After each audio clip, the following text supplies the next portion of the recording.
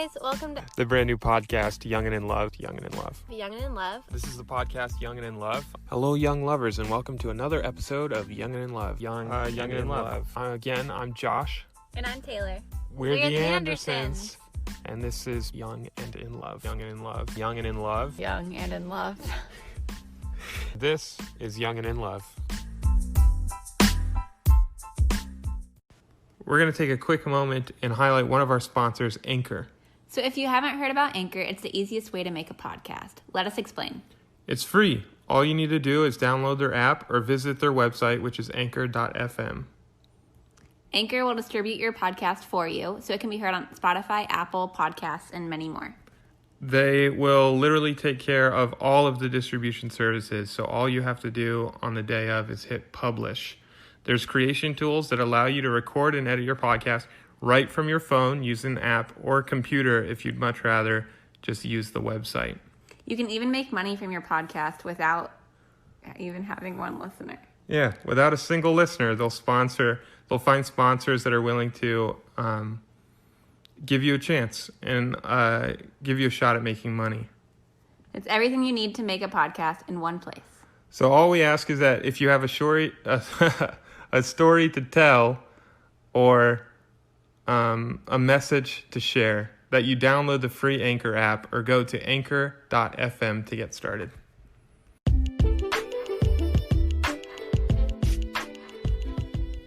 When I had an idea to start a podcast, I had no idea where to start. But I had listened to Candace and Casey's Couples Therapy, and they had mentioned an app called Anchor. And I was really intrigued to see how really simple it could be to make a podcast. Anchor is a one-stop shop for recording, hosting, and distributing your podcast. Best of all, it's free and ridiculously easy to use. And now Anchor can match you with great sponsors who want to advertise on your podcast. That means that you can get paid to podcast right away. In fact, that's what I'm doing right now by reading this ad. So, if you always wanted to start a podcast and make money doing it, go to anchor.fm/start. That's Anchor, as in ANCHOR.FM/START to join me in the diverse community of podcasters already using Anchor. I can't wait to hear your guys' podcasts.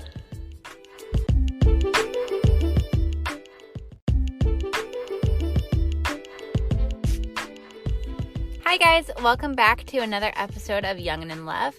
On today's episode, we are going to be talking about simple ways that we can show love to each other, and we will also be sharing some of our favorite stories about love.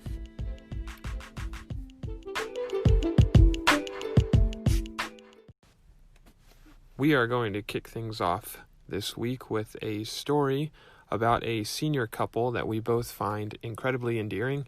They're examples for us as a young couple of something to look up to, and a prominent figure in our church. His name is Richard G. Scott, and he's been a leader for quite some time, but his wife passed away a number of years ago, and he came out with this story describing their relationship and how he understands true love.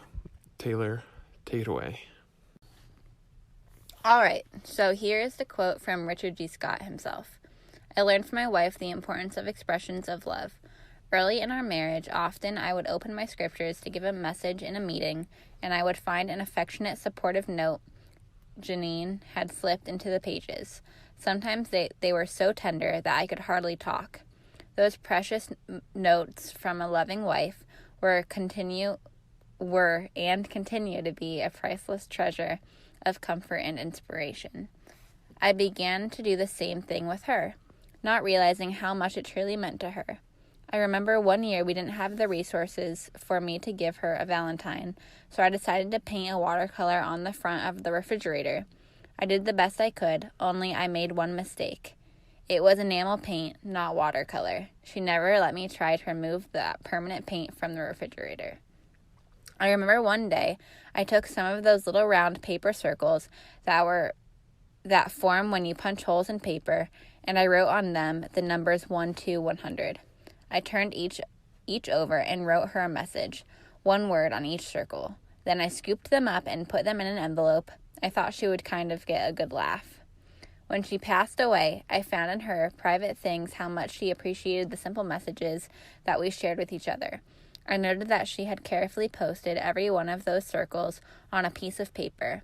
She not only kept my notes to her, but she protected them with plastic coverings as if they were a valuable treasure.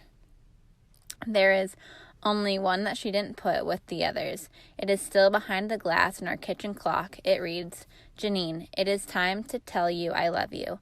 It remains there and reminds me of that exceptional daughter of Father in heaven. What are your thoughts? Oh, I thought it was really sweet.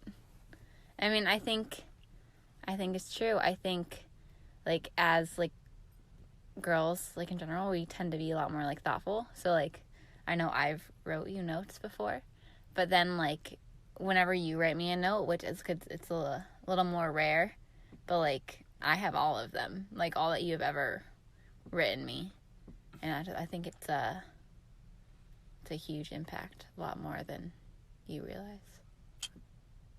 I'll keep that in mind, because right now I'm sitting at, a quarterly basis. Write one every 3 months. Okay, I've got a story that I found on the interwebs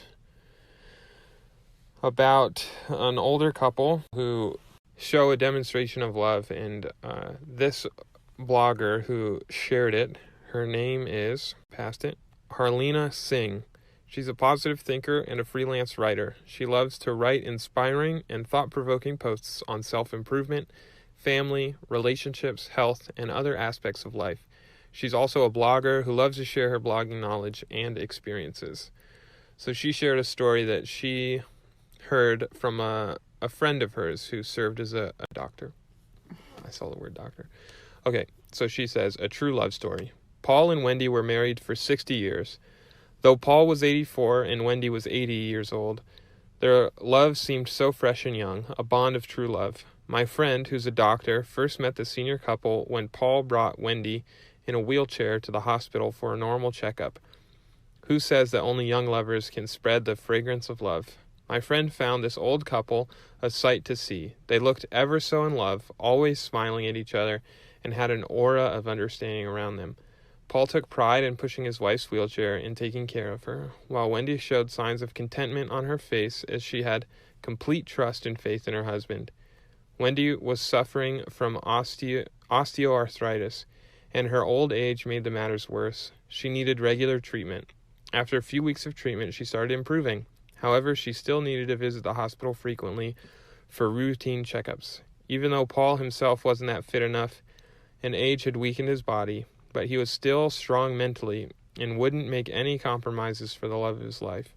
He had to travel great distances and spend a lot of money, yet he refused to take her to just any hospital as he only wanted the best treatment for his love.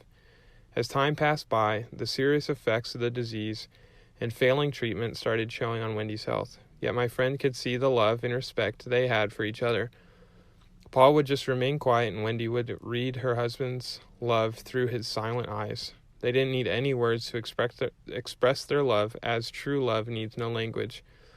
One day, as my friend hadn't seen the couple for a few days, she called up Paul as part of the routine follow-up on her patients. That's when she learned that Wendy had passed away a week back due to complications of hypertension. As Paul conveyed all this in a shaky voice to my friend, he broke down. It was the first time in 5 months since my friend had known him that he had cried or showed any helplessness. He cried on the phone endlessly and uncontrollably. It was the first time his voice showed defeat and pain, which all this time he had concealed in order to give courage to his wife. He told my friend how empty his house and heart had become, and now he couldn't sleep nor eat well. His wife was no longer by his side, but he mentioned how much he still loved her and wished her soul rests in peace. As my friend was narrating this story, I was finding it tough to control my tears, having undergone the loss of my mom and having seen my dad go through the same phase. It brought a lump to my throat. It made me think as to how people cope with such a great loss, and how do they gather the strength and courage to carry on with life, just like my dad. Paul and Wendy's was a true love story, and their love was unconditional and so true. Whew. Tearjerker. It's a tearjerker. I once heard or saw a video, and I can't remember, I think it was a news segment, about a guy who would wake up every morning and his wife was in the hospital. An older couple again. And I think that's going to be an important note when we actually start talking about this, is the fact that all these stories are from older couples. He would wake up every morning and walk 6 miles to the hospital to visit his wife, who was staying there overnight. And then in the evening, he didn't have a car and he didn't have a way to get there. So in the evening, he'd walk the 6 miles back home and go back to bed. And he would do that every day. And people would stop by and offer him rides sometimes, but he liked the walk because it kept him, he said it kept him alive and agile and in good working conditions so that he could always make that ride. Or so that he could always make that walk, because the ride wouldn't always be there. And I thought that was incredible. Any thoughts? That's really cute. It's really sweet. A lot of, determination. Yeah, it reminds me of a quote from another apostle who gave a talk titled "Of Things That Matter Most" in October of 2010. And he said, "Our second key relationship is with our families. Since no other success can compensate for failure here, we must place high priority on our families. We build deep and loving family relationships by doing simple things together, like family dinner and family home evening, and by just having fun together. In family relationships, love is really spelled T-I-M-E, time. Taking time for each other is the key for harmony at home. We talk with, rather than about, each other. We learn from each other, and we appreciate our differences as well as our commonalities. We establish a divine bond with each other as we approach God together through family prayer, gospel study, and Sunday worship." I think Zig Ziglar also had a quote that said, to children, love is spelled T-I-M-E. So I don't know which one came first. In this case, Dieter F. Uchtdorf or Zig Ziglar, but the lesson is the same, right? Right. When it comes to establishing this long, loving relationship, it comes down to time and taking, I think that's why you find such importance in little notes, because you know that I took time out of my day and out of my sort of runnings abouts and out of my responsibilities to write you a note, and it shows that just how much I care. Yeah. I keep nodding my head, and I realize that you guys can't see that, so. So Josh and I both made a list of things, qualities, actions that we do for one another that make us feel loved. So we're going to share them now. Yeah, you're going to start. Oh! Because it's your turn. Okay. Tell them what you said earlier. I said that making this list was surprisingly hard, which is sort of sad. But I don't know if that's just because I'm more complacent now, which I know is not a good thing, or what. But I don't want to say I don't. No, say it. What? Say it. What's in your head? And what I said before. It's fine. We're open. We're honest. It doesn't bother me. Go ahead. I think he did a lot better at making me feel loved when we were engaged and dating. There it is. You should share both lists. Than he does now. I will. I'll share both of them. Yeah. There we go. Which one should I start with? I don't care. I'll start with now. But I don't, disclaimer, I don't feel unloved. Some days I feel loved more than others, but there's a lot of room for improvement here. But I'm just the type of person where I don't like to complain. I don't like to why fix it if it ain't broke type thing. I don't have a bad life. Our relationship isn't bad by any means. I just sort of carry on. Anyways. And it gets you into some trouble sometimes. It does, and I have a lot of breakdowns. Okay, so where is it? Okay, so this is my list for now. So I feel loved when you make dinner, when you wear my favorite cologne, when you do the dishes, when you let me sleep in, when you let me lay on you or sleep on you, which is a lot, always. When you rub my hands and feet without me asking. That's a key phrase. Yeah, without me asking. Tells me I'm beautiful and sexy sometimes. I wrote sometimes. Sometimes it doesn't make you feel that. No, I like sometimes you tell me I'm beautiful and sexy. Give me pep talks when I'm down. Always patient with me. The way he looks at me in the morning, like just woken up. When he grabs me closer in the middle of the night. When he sometimes kisses me unexpectedly. And how he keeps me accountable for my goals. So that was now. How long did that list take you to make? It took a long time. I think I started yesterday. And I finished it. You. I finished it today. And it's not a long list. No. You guys can all read into that exactly how you'd think it. It's fine. Okay, this list is like actually really long, and I don't know. I'm just gonna read everything. Actually, I don't know when like I made this list, but this was like every like cute thing like he's ever done. Okay, so all right. Showing up at my apartment past midnight to surprise me for a spontaneous hangout. Wakes me up in the middle of the night for no reason other than to tell me that he loves me. Calls me randomly and unexpected just because he misses me and wants to tell me that he loves me. Bringing me hot chocolate and other treats after a big fight. Bringing me my favorite protein bars because he knows how much I like them. Making his bed for me because he knew I was coming over. The Valentine's Day gift canvas that he made for me. Random texts throughout the day where he takes the initiative first to tell me that he loves me or has been thinking about me. Telling people around him how awesome and cute I am. When he brags about me to other people when I'm standing right by him. When he makes me yummy breakfast and dinners that he knows I love and that are also healthy and toast. When he grabs my hand first. When he massages my hands without me asking him to. When he rubs my back and plays with my hair without me asking him to. When he kisses my cheek surprisingly. When he catches me off guard with a kiss. Whenever he opens up to me about his emotions. Whenever he dances with me and twirls me with no music or dances with me with no music. Both great, both fun.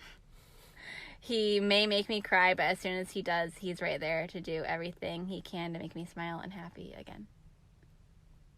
End of list. I think those lists were relatively the same length. Yeah? I mean, they almost took you the same amount of time to read them. Oh. Okay. The second one's a little bit longer. That's all. Okay. As a justification, I think, or maybe like a little bit to save the shame that may come later from our listeners, or save face, as they say. I still do a lot of those things on that list. Yeah. I think you should have read the list before you made your new one. You're like, I wonder what he still does. I did.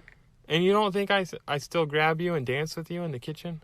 You do, but it's just not, I don't know. It's like a once in a blue moon type thing. Like, it's not like that common. But then again, like, if it was like an everyday thing, I don't know if I'd appreciate it as much. But that doesn't mean like you can't do it like a few times a month, you know? Or like, how many times did I dance with you before? I don't know. I remember it being a lot. I kissed you on the cheek today. You did. He did do that. Before we talked about this. I told you I loved you in the middle of the night last night. You did. After I told you I was a park ranger.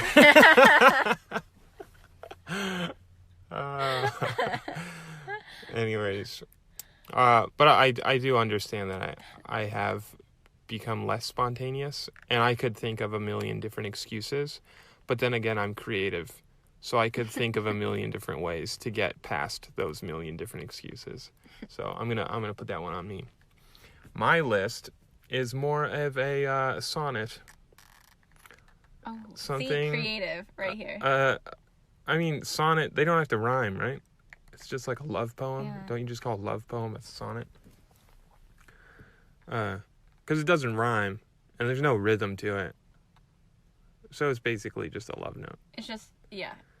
But I'm going to do something clever here in the podcast to make it sound super cool, because I'm the one who edits it, so I can just say, cue the background music, and then I'm going to put background music behind my section so that mine sounds more loving. Do you want me to put background music on yours too? No, you don't have to. Okay, good. Mine's really drop the hammer. Yeah. Hey, be more loving. You don't love me as much as you used to. Okay, so cue the music in 3, 2, 1.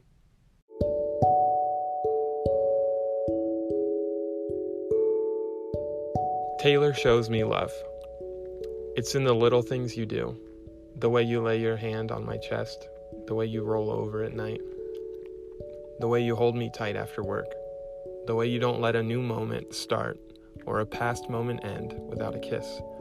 The way your cheeks get rosy when I compliment you or tell you I love you. The way you look out for my well-being, though I am strong for you, and have a brave face, you know when I need comfort, and are never late to bring such comfort. I can hear it in your voice, the tone of loving concern when I am lost in thought, the sound of thoughtful concern as I move through winter days of trial, and the cherished smile that warms a broken soul. A smile that melts me no matter my mood, the smile that is my kryptonite, you are my Lois Lane. A smile that calms my deepest rage, you are my Betty Ross. But most of all, I see it in your eyes, your soft, tender gaze that softens my coarse shell, that cuts me to the core and lightens my darkest moods. It's that gaze, that beautiful twinkle in your eyes, that lets me know the most just how much you love me. That was so cute.